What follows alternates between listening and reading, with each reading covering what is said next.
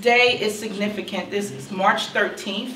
This is the day that Breonna Taylor was killed by our Louisville Metro Police Department. This is not a celebratory anniversary. This is a marker for what our city had to acknowledge happened to someone who should have been safe at home. I don't know if any of you remember 5 years ago, but 5 years ago I worked for the Bail Project, and we were trying to figure out how we were going to continue to do our work with the emergence of COVID-19, and everything was starting to shut down. So I actually was on my way to Los Angeles to meet with a bunch of our directors from all over the states to figure out what was our plan forward. My daughter, Shamari, went to school with Janiyah Palmer. And my daughter first shared that this happened. And then my other daughter went to school with Breonna Taylor, and she shared it. So I got notice of this around March 16th, and when I saw it shared, and a gentleman named Richard Whitlock, who is also a local activist. But when I first read it, I said, wow, who was shooting at the police? Because that's how it was given to us. And as somebody that works on criminal legal reform, I have a lot of experience of understanding how some of these warrant processes play out. My whole thought pattern were, we always give the Louisville Metro Police Department the benefit of doubt.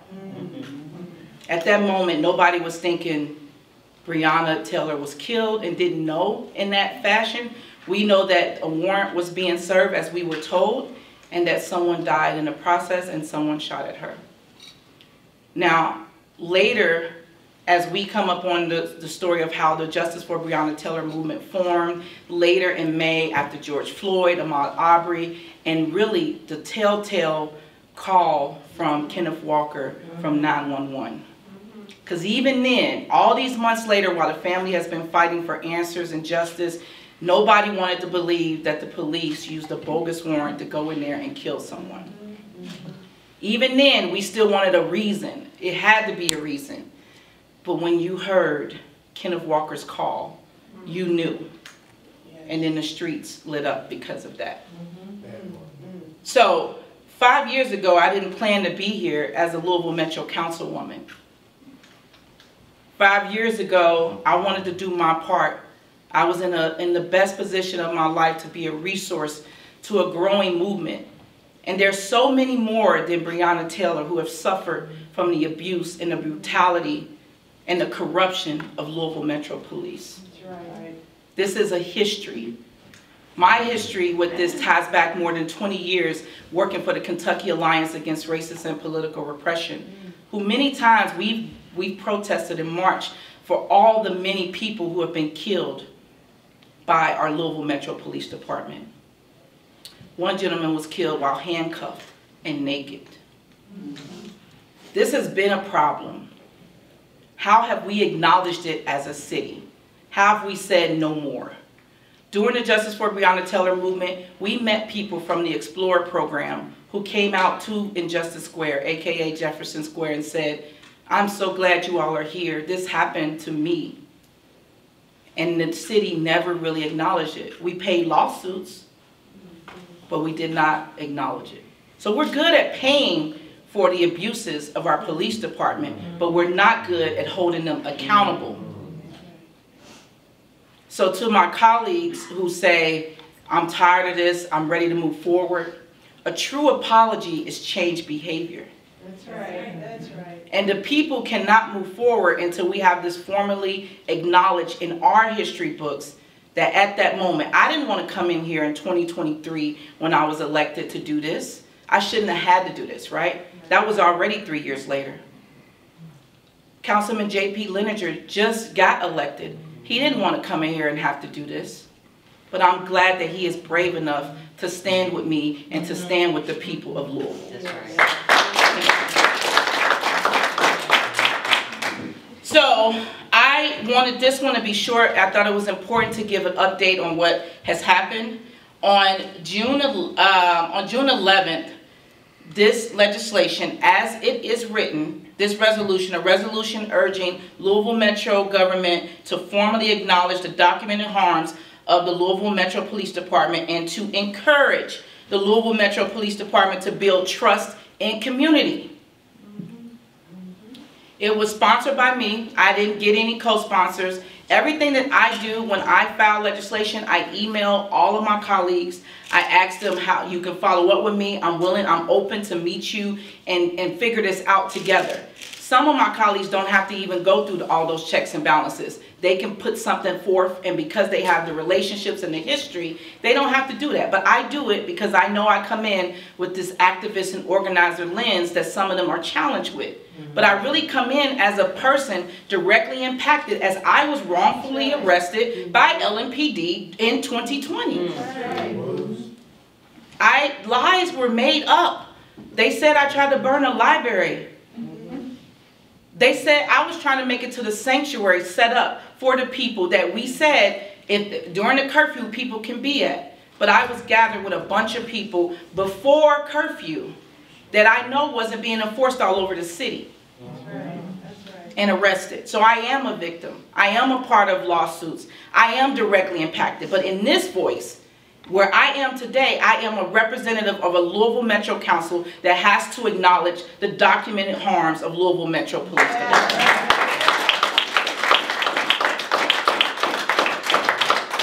So the last time this legislation was assigned to the Equity, Community and Housing, Health and Education Committee, chaired by Councilwoman Barbara Shanklin. It passed out of that committee 4 yes, 3 no, and 1 present. It passed as is. It died at the full body around June 20th. So I decided we're going to reintroduce this, and we're going to try again to get to a place where we can formally acknowledge this together.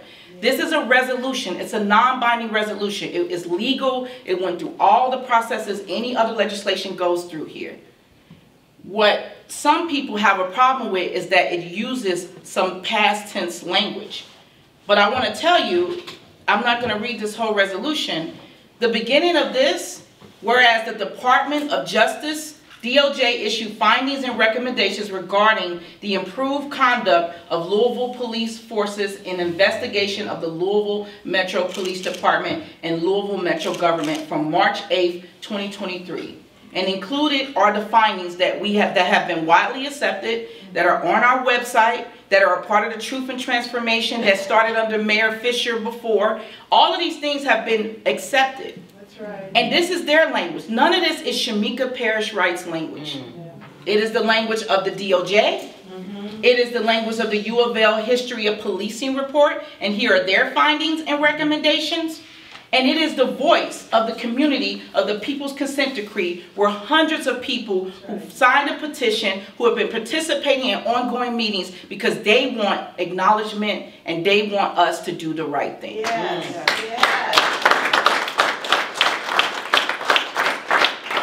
And so, refiling this, and I've said to my colleagues, this is what I was going to do. This happens. I've learned 1 time, 2 times, 3 times a charm, right? And I ran for office a couple times and got elected the 3rd time.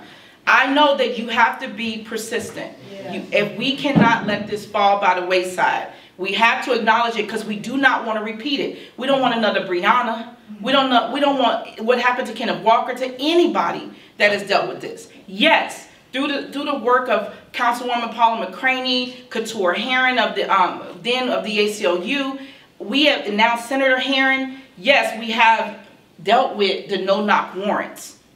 We had many demands while we were out there. That's just one of the demands. And so, but there's still work to do because this is a present and current problem. That's right. So I met with the mayor last time before our. And I invited him to the press conference last time. He declined and said he had something to do. He had my legislation in his hand, and I said to him, why wouldn't you support this? If you're in favor of what the DOJ said, you're going to do the right thing down the road, you've committed to that, you should be standing with me in solidarity. That's right. That's right. Everything I do isn't against this administration. Everything I do is to make sure the voices of the people of Louisville isn't lost by this administration. I said to Mayor Greenberg, David James was on the phone, his staff was there, and I said, I am open to attaching any documentation of the reforms you've actually have made and you're working on to this legislation. One doesn't have to take away from another. If you're working on those things, great. Give us an update on what you're working on, what you've done, and we'll attach it and make it official in the record as this resolution. We have not received that yet. We hear, you know, the mayor is really good at going to, I talked to Clout recently. He went there, he made, you know, adjustments there. But that's in media. That's not in formal writing if you don't do that. So I again asked the mayor of Louisville and his administration to submit any documentation they want included with this resolution, and we will acknowledge the things that they have worked on. I'm very amenable to that. I want to thank the mother, the aunt, the family of Breonna Taylor, because they were the catalyst, along with the Justice for Breonna Taylor movement, the civil unrest that brought us to this point. We cannot ignore the fact that people stood up in ways they never had before. And in a time during COVID where we were outside, it was the people who showed up every day, and those who couldn't show up, who supported this movement that brought us to this point.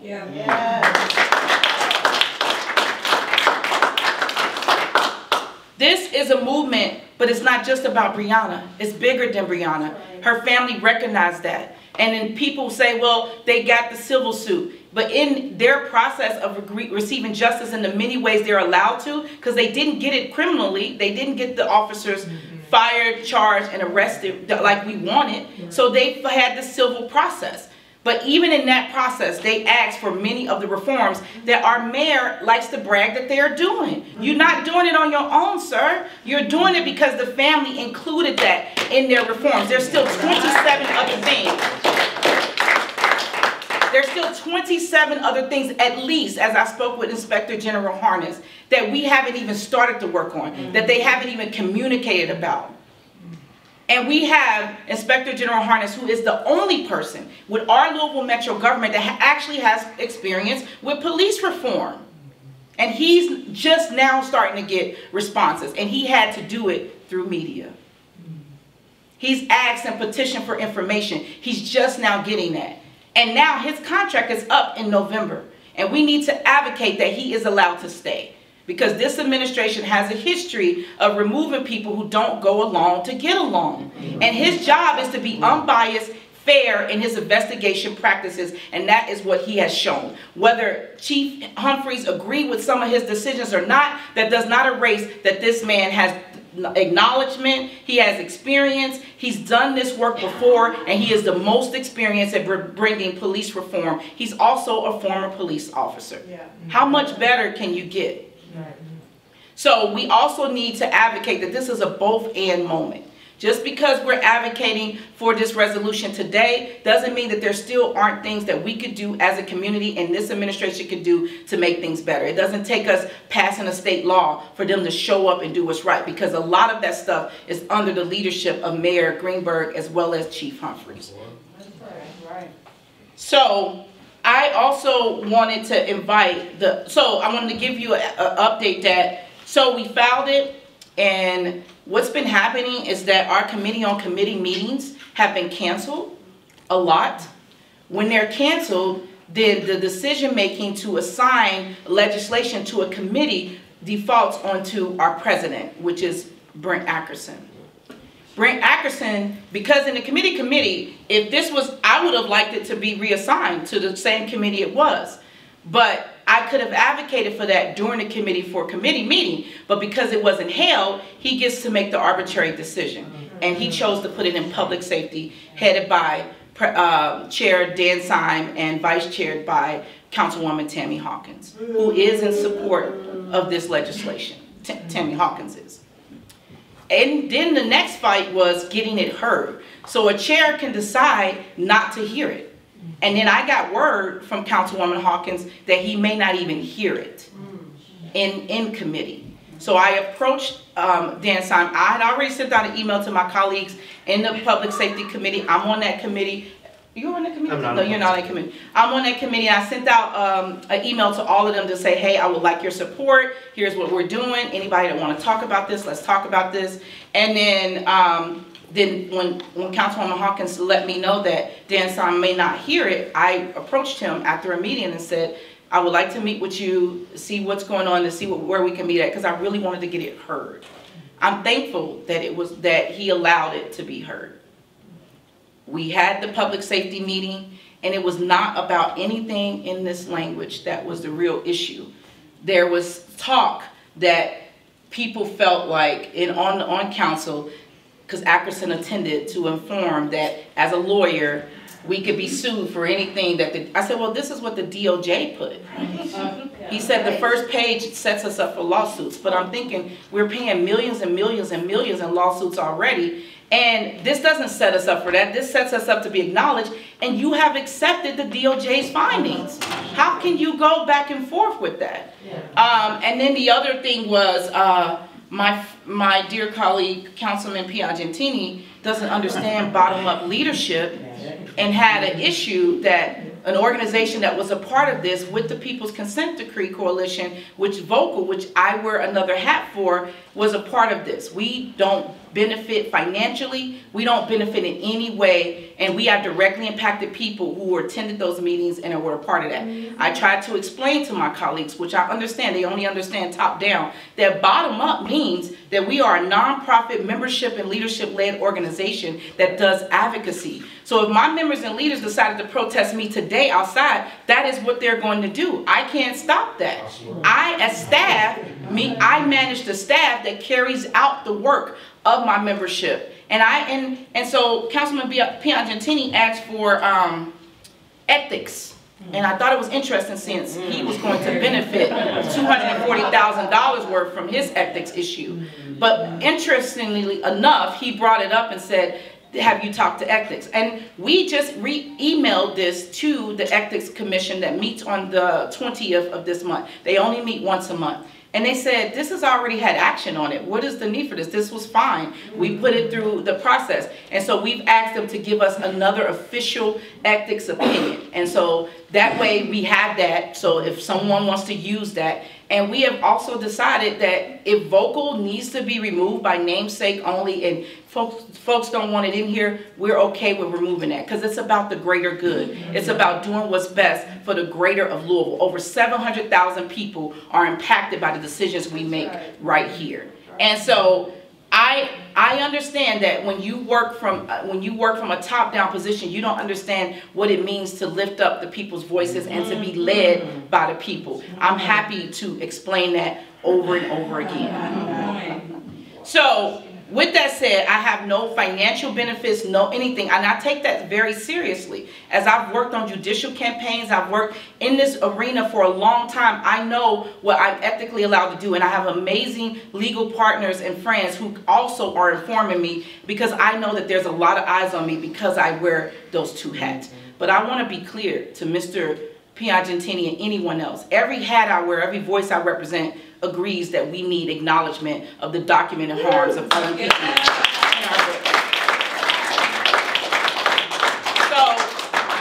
So we're going to wait for that ethics opinion, which we know there's no issues, but they meet on the 20th.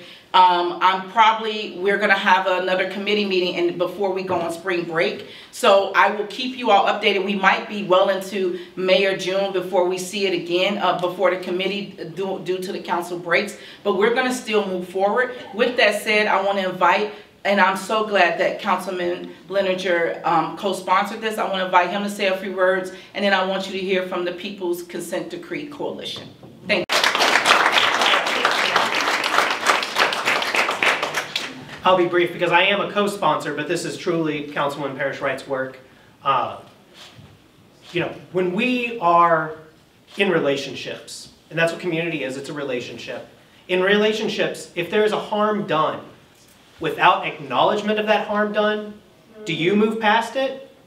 No, no one moves past that. We have to have acknowledgement of harms done in order to heal as a community. That's very, very important. That is the first step to healing, is acknowledging harm, right? And so that's what this is about. This is about acknowledging the harm done, not just in the Breonna Taylor case, but for decades, a century of oppression, of unequal justice in the city of Louisville. That's right. We have to acknowledge that harm in order to move forward. That's all this is about, and I know that our community supports this. Yeah. I know our community supports this. The other thing I want to say is, and I'm loath to disagree with Councilwoman Parrish-Wright, but when Councilwoman Parrish-Wright says that we are good at paying out lawsuits, the we there, sure, Metro government is good at paying out lawsuits. Yep. But when we have these multi-million-dollar lawsuits against our city for violation of civil liberties by the police department does not pay. That's right. That does not come out of the police department's operating budget. That comes out of the general fund. You and I pay for it, the taxpayers. We pay, True. but not the police. And their budget continues to increase despite harms done. We have a system in our country of civil law where if you commit a harm, there's going to be a judge, there's going to be a jury, and they're going to say, well, we're going to have a financial penalty for you here. Don't do that again. We're going to make it hurt. When LMPD violates civil liberties, when they harm members of our community, they don't feel the pain. We do. That's something that I think needs to change. Yes, exactly. All right. Thank you. No, thank you. I want to thank Councilman Leninger for his remarks, because I totally agree. I say that because I'm trying to use inclusive language to bring some of those folks in. But I also want to acknowledge that he, former Councilman Corey Arthur, after that committee meeting, both reached out to me and it's like, I'm sorry, I've never seen someone so disrespected. The way that they talk to you in these meetings is just terrible to watch. And I know some of you are reaching out to me saying the same thing. I really appreciate that. But I'm built for this. I'm going to deal with this, and I'm going to still drive your ass. So I'm going to invite the People's Consent Decree to come up, and then we'll have Forward Justice Action Network speak, and then we're going to talk about what's happening the rest of the day. Is it going to be you, Patrick?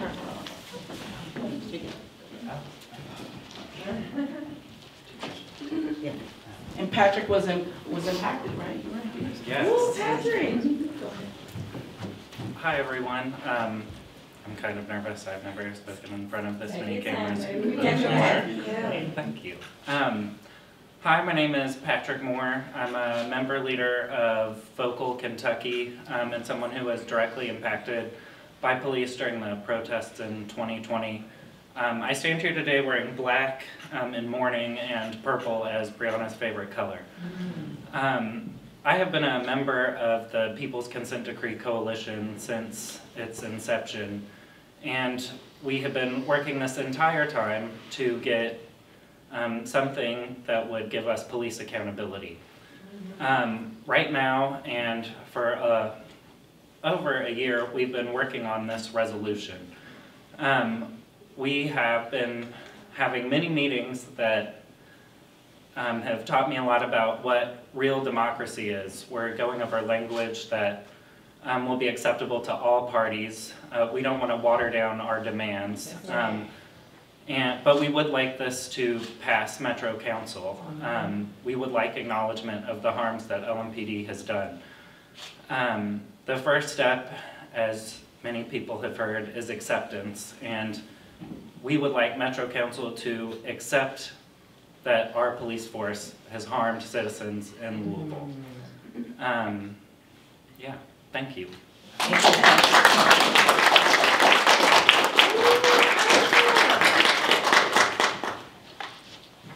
Monkeys, animals, boy. That's how LMPD has referred to black people. I swear. That's right.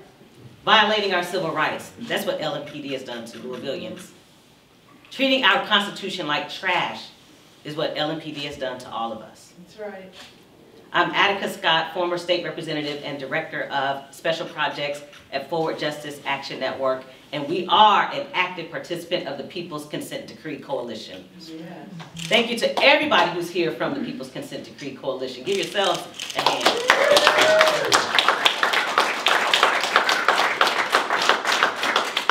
shout out, of course, as always, to Councilwoman Parrish-Wright for her leadership, to Councilman J.P. Lineger for his leadership, and Councilwoman, I will keep this brief. No. It's more paper than words, so don't worry. She's always brief. We know that Judge Beaton has not yet signed off on the consent decree and may very well not sign off on the consent decree. We were supposed to have action in January. We were supposed to have action in February. It's March, and we'll see if we have action in March, especially after the shenanigans that the Republican caucus of Louisville Metro Council has played in trying to file an amicus brief after the fact. Yes. Now, I don't need to go through everything that the DOJ has said about LMPD and its findings and recommendations. What I will say is that they were clear that there has to be more accountability and oversight of LMPD. Yes. What I will say is that they were very clear in that LMPD has violated our rights. And what I will say is that they were very clear that there needs to be more transparency in the way in which LMPD operates. Queen, you coming up here? Yes, Come on up here. please. Don't mind if you do. Good morning. Good morning. Councilwoman Parrish-Wright's resolution was very clear. In her resolution, she states, the police as an institution cannot fix itself. Right. The problem of policing cannot be untangled from the broader structural issues of inequality, racism, and poverty. Instead of merely increasing police budgets every year, money should be redirected to comprehensively cover the economic, social, education, and health needs of vulnerable communities in Louisville. Yeah. Councilwoman Parrish-Wright's resolution goes on to say, the DOJ report and its recommendations must be taken seriously, not as an end, but as a starting point. Yes. A starting point, not the end. We have not healed in Louisville from 2020. I'm not even sure we have tried to heal. Telling someone to move on is not healing. That's right. That's right. That's political bullying, That's right. Yes. and we won't stand for it. Yes. right. I've said this before, we are at a crossroads in Louisville. It is time for us to decide which way we want to go. Is it toward equity, fairness, and justice? Is it toward the same direction we've been going in that doesn't work for many of us? In the history of policing report that Councilwoman Parrish-Wright referenced, we know the historical context of policing in Louisville. It was born from colonization, maintaining slavery, and amplifying white supremacy. This is why we at Forward Justice Action Network support the People's Consent Decree Coalition and the work that is being done by the amazing people in this room. That's right. Yes. I think it's important to always end these press conferences, Councilwoman Parrish-Wright, when you call them, by speaking the names of people who have been violently harmed by LMPD. Yes. You know why we're here. We're here for Shelby Lanier, Manfred Reed, James Groves, Adrian Reynolds, Desmond Rudolph, Rodney Abernathy, Clifford Lewis, Antoine Bryant, Marshall Marbley, James Taylor, Michael Newby, Larry Knowles, Dang Meng Yoon, Breonna Taylor, and so many more. Thank you, Councilwoman. I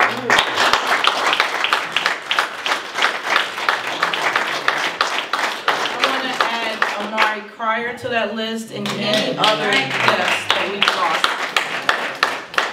And I'm grateful to be joined by Bianca Austin, who has just been amazing. And she's going to tell you what's happening, what she's doing with Families United, and how we're going to have a national moment of silence. Thank you, Shameka. Good morning, everybody. Peace and power. Today, 5 years ago, LMPD took the life of our family away. So today, we ask that nationwide at 3:13 p.m., that we all take a moment of silence and uplift Breonna Taylor. Let's just remember her in the loving light that she was. It's not about no personal agenda today. We need to remember the life that was lost today and how this could have been avoided. It could have been avoided. This could have been avoided. The people's consent decree is the resolution. Yep. We need the people's consent decree signed. Yes. We need that, not just for Breonna Taylor, but all those other names that was just named. That's right. And the unnamed. That's right. And the unnamed. The people who are scared of LMPD to That's come right. forward. Yeah. This is just the avenue, the first avenue. Think of Shameka Palmer today.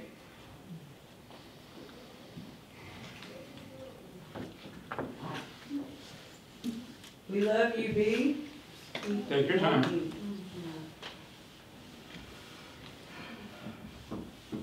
So, if y'all ever heard a mother cry out for the loss of their daughter with no answers, take that moment of silence today. Just think, Breonna was peacefully in her house. Peacefully. She didn't ask for this. We didn't ask to be here. The only thing we're asking is accountability for the life of Breonna Taylor. That's it. And we can all get there and make that happen together.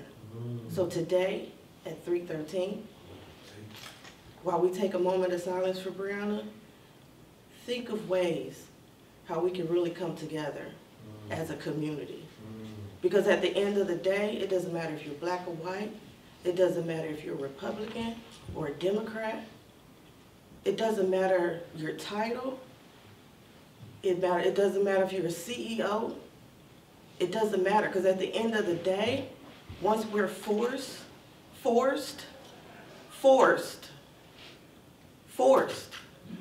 to come together, we don't have to wait to that moment. So let's take advantage while we have the opportunity before we're forced. This is forced upon us. I'm here because I'm forced to be here. I don't want to be here. I'm here because I'm forced to be here. Because they forced their way into Breonna Taylor's house. So please, 3:13 p.m. nationwide, take a moment of silence and let's uplift Breonna Taylor.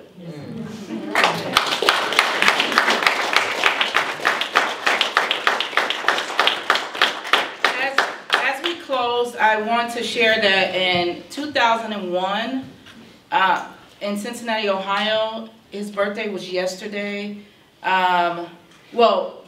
In 2001, there was uprisings because the police shot Timothy Taylor in his back while on a street in Over the Rhine.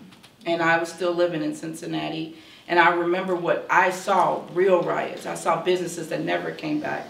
I saw a city that lost billions over the years and had to really deal with the police reform. I saw them come together and allow the community voice to be a part of the process with the consent decree, and not like ours has been boxed out. I saw them bend and move, and not that they're perfect, but they knew something had to change. And then in 2015, my dear friend, Sam DuBose, whose birthday was yesterday, was killed by the University of Cincinnati police.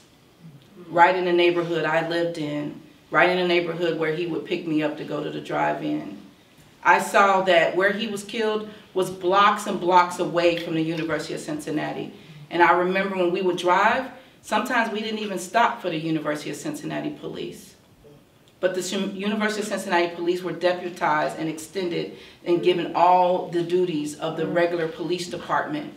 And so Officer Ray Tensing profiled Sam when he left a store, profiled him through a neighborhood, and pulled him over for missing a front plate. As you go up north, you notice that those states, many of their vehicles have front and back plates. The further south you go, and as it is in Kentucky, you're only required to have a back plate. As a result of all of the things that have happened before, Cincinnati responded immediately. Ray Tensing was charged with murder, but acquitted twice. Ray Tensing received $250,000 back in back pay. University of Cincinnati paid Sam DuBose's family $12 million. And paid, oh no, not 12 million, 5.6 million. And they extended scholarships for all of his children. But they took action immediately. There were still marches, there were still protests, but the city didn't see the same thing it saw in 2001 because there was inaction. We didn't figure out a way to deal with that. As we look at a city that's 100 miles away and how they've been trying to recover ever since and have really saw a great deal of difference, the police of Cincinnati, the administrators, the lawmakers, the people have seen a difference, and they've acknowledged that they've seen people do just what Bianca said, get there together. Our city thinks that it can handle it by itself, and it can't. Our city has been in charge of our police the whole time, and they still have caused many abuses that have not been acknowledged. This is an opportune moment for our city to rise up and do what's right by the people before we see another civil unrest. That civil unrest won't be caused by anybody in this room. It'll be caused when they again take another life like they did Breonna Taylor. And they're not ready to own that. They blame us for showing up and showing out and standing up year after year.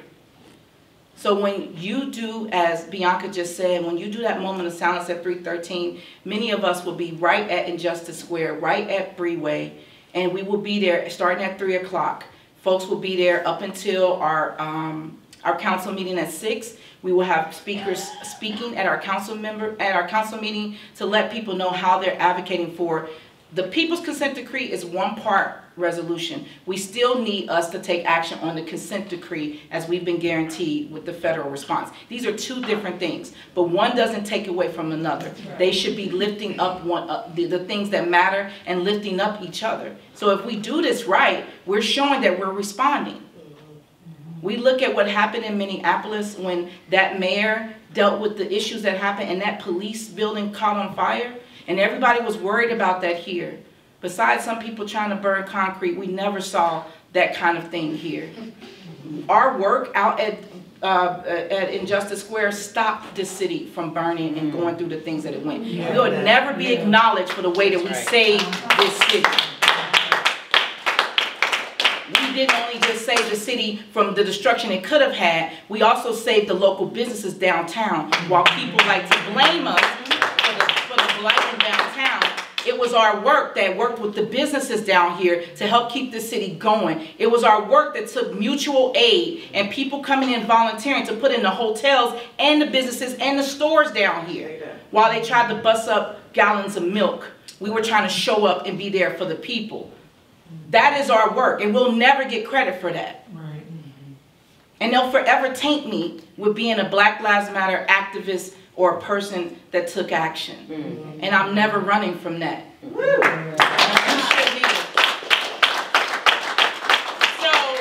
that is the plan. They're at 3 o'clock. Some of us will be in the park, but we're asking at 3:13, everyone takes a moment of silence. We ask people show up for the council meeting, let your voices be heard, be visible. It's important that you represent the districts that you're in, because some of our colleagues think that this issue doesn't touch them until it does. Mm-hmm. This issue is an issue all over our state and definitely all over this county, and we want to make sure that people show up.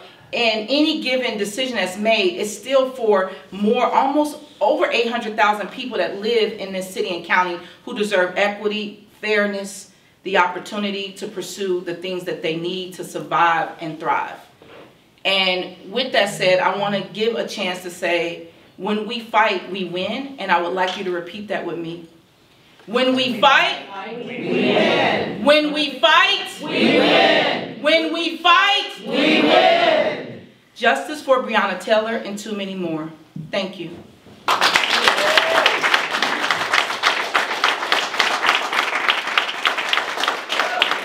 available for any questions.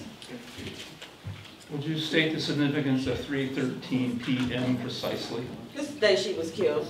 I noticed they, oh, It was today. I was- It's the day she was killed, and her address is 3313. so you're turning all those numbers into So a we just- time yeah, so itself, because absolutely. I believe she died at her Today. home.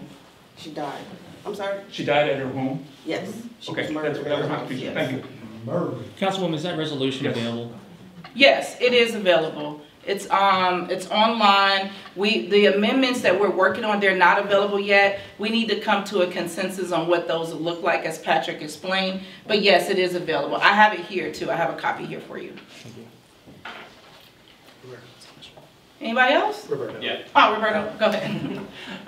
The last time that this came up, the mayor's administration said that they apologized and acknowledged the harms at the Clout meeting that was 2 years ago, I think, in 2023. What's your response to that?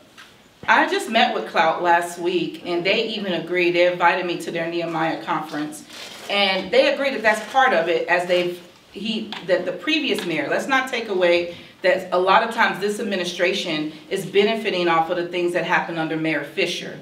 Mayor Fisher wasn't perfect, but Mayor Fisher did set forth some things that are taking place, but this administration is getting credit for it because of the timeline.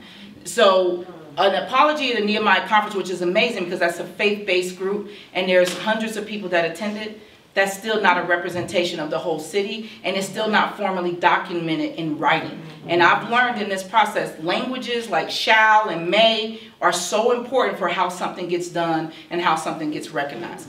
So he should, and he shall make amendments with our community by doing what's right and actually honoring what we've done, and come and stand with me and Councilman Leninger in support of this legislation. Because the people who are carrying his water on council would make a different decision if the mayor was standing right by us. Would you be open to inviting everybody in the room who supports what's happening to come up there with you? Yes, I would love that. I think the visual is important. The last time I had all these amazing black men up here who have been impacted by it, I got a call about that. Everybody who supports this, please. They said, is she an activist or a councilwoman? I said I was both. I never hid that, right? So thank you all for coming up here. Any more questions while people come up? Okay. Do you expect the consent decree ultimately not to go through? I'm always a glass half full person. I'm hoping that Judge Beaton is irritated by what the Republican Party just did, and maybe empowered and emboldened enough to actually do what these parties have come together and already signed. Why wouldn't he support what they came together to sign? I'm hopeful that he will be an impartial and fair judge and do what's right. I'm also concerned that he has a lot of related cases before him that are related to the different lawsuits, the different actions that have been taken, and he kind of holds the key. This is why elections have their consequences, because he is in an appointed position. He has nothing to win or lose, but he could give us the justice and the equity and the power we deserve by honoring the consent decree. So I'm hopeful that Judge Beaton will do what's right by us. So yes, I would love to see it signed. I'm not giving up on that. But like I said before, we're in a both and period. That means we still have to do other parts, even if he doesn't sign it. Councilwoman, at a press conference a couple of weeks ago, Mayor Greenberg stated that if the consent decree isn't signed, he still wanted to move forward with an independent monitor. What are your thoughts on that? I think that's great. I think he should stand on that. I think it's more than words and media that he should take action, but I think the people should have be able to select this independent monitor.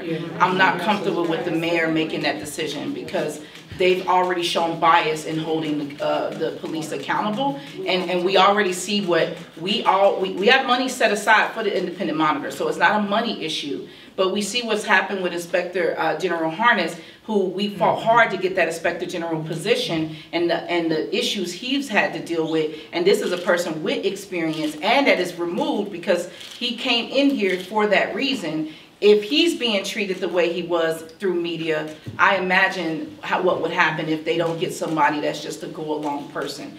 The community deserves better. I hope that he's really committed, and I hope that we get a part of that process of selecting who the independent monitor is. LMPD and the mayor are always very vocal about changes towards reform that they've already made in the city. Can I get your opinion on what they've done and what else you would like to see? I don't think we've achieved police reform at this time. 5 years later, we haven't achieved it. I think that they've made attempts, and that's why I said that I was thankful for the family of Breonna Taylor. The things that they've started to do was because of what they asked for in their pursuit for justice.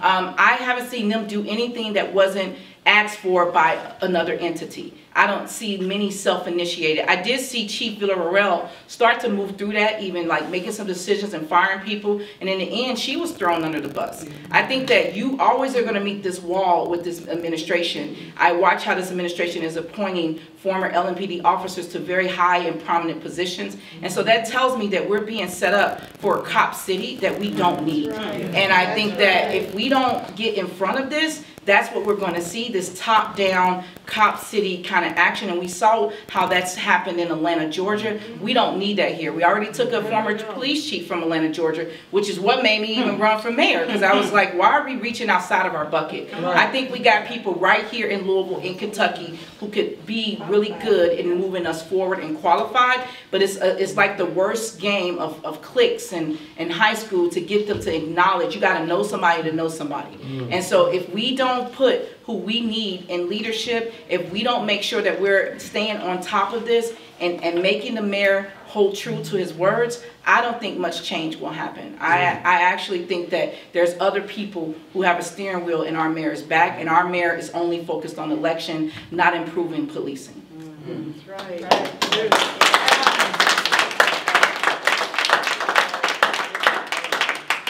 Do you trust Police Chief Paul Humphrey?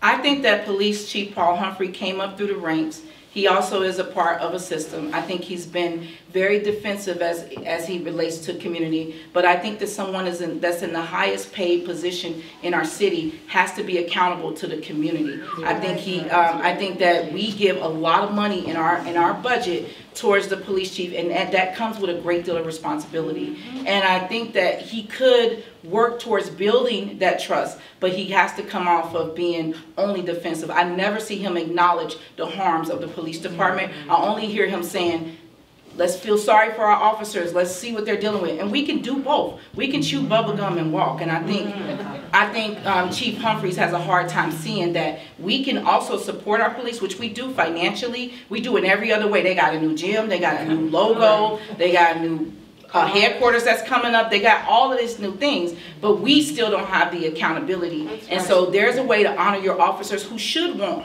equality and fair policing and the Constitution policing they like to brag about. So why would that be a conflict? Lean into, hear what the community is saying, and he can start to build the trust. Personally, I have nothing against him. I told him I would love to sit down and talk to him as we're dealing with this, but they don't want to talk to me right now while this consent decree process is happening. So I don't know Paul Humphrey in any personal way to have full trust. But I have decided to run for office and be an elected official, so I have to operate in faith that these people who are put in position will do what's right by the community, and I will be there to hold them accountable. I think he can do things without a law change, he can do that, but his boss is the mayor and David James. And so if they don't guide him and support him, he's limited on what he can do. We can change the head of the police, but we have not dealt with the root causes of the internal and external, because these things that we've been dealing with, that's not just from everyday Louisville citizens, that has also come from police who have been treated differently, who have dealt with inequality. They haven't been given proper opportunities to be promoted. They have a lot of internal issues that we're not even scratching the surface on. So I think he has a big job cut out for him, and now he's in this position. We need to give him the opportunity to do it. I do think he can turn the ship around, but is he willing? You can hold your officers accountable. You can support the police. You can support your staff. I manage 2 different staff. But if right is right and wrong is wrong. If they do something wrong and they tie my hands, they have to go. And we just need to make sure that we're doing right by the greater good and the greater people. The police are about 2,000 people and over 800,000 people in the city. They're meant to be an enforcement arm. They're not meant to legislate and dominate our city the way they've been allowed to. And we keep saying, oh, take this money and do this and do that, but they've shown us that they can't hold it all. So if you can't hold it all, you need to diversify and help get us the things done. I actually think we could probably get more of our stuff funded when they cut the budget if the police funds the stuff. Or is he willing to take funding from that budget and put it towards what the community has identified? Case in point, I asked Chief Villarreal, I said, you all aren't using the officer incentive where we've put $1 million and then $500,000 and I think another $500,000 into the budget for officers to live in the communities they serve, trying to build those relationships. I grew up in communities where I had an officer live across the street from me before, and that builds relationships. And she said, well, I'm not forcing it because the climate of the police and I want to make sure folks feel comfortable. I said, well, work with them, see if they can move in pairs and figure it out. Then when she came to the budget meeting, I said, are you willing to take that $1.5 million and put it back in the groups and the agencies and the folks who are actually doing the day-to-day work? She said, yes, it's up to the mayor. I didn't see the mayor make that adjustment in the budget. So what I want to do on the budget committee, as I'm a part of as well, is follow the money, especially the last 10 years as the police budget has been overinflated. They don't use all of that money. That money comes back, but because it's already allotted there, when it comes back, the mayor and his people on council decide on where it's going, and I want to see reduce the red tape and see what's happening. This budget process is so convoluted. It's not a one-for-one. It comes back, it goes through all these different pathways. But if we start to track the police budget and see what you're not using, give that back to community. I think the police owe us.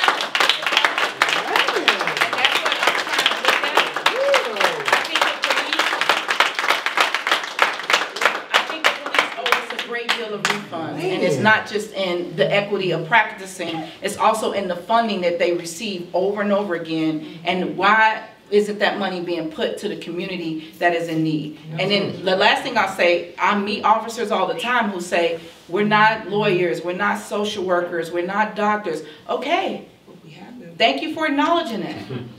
But we have people who only think that the way to getting the public safety we need is through overinflating your budget. I think that we even have some bipartisan support of watering down that police budget and really dialing back on what we're doing, because are we getting our money's worth from the Louisville Metro Police Department? My answer would be no. And can Chief Humphreys help deal with that? Yes. Where are you all overinflated, where you are carrying a lot of fat that is not producing the things we need in the community, and how can we dial that back? So that's what we have to do on the budget side. So this is a multifaceted approach. I think Chief Humphreys should start listening and taking action and being forthcoming with the things that they're doing. We should be updated quarterly on the police reforms they're actually working on. We shouldn't have to do this to bring it out of them, for them to do another media response. They should be updating us regularly. Here's the reforms we're working on. Here's the checkpoint. We deserve that. And so I would hope that he would be open to updating us on those reforms regularly. Yeah.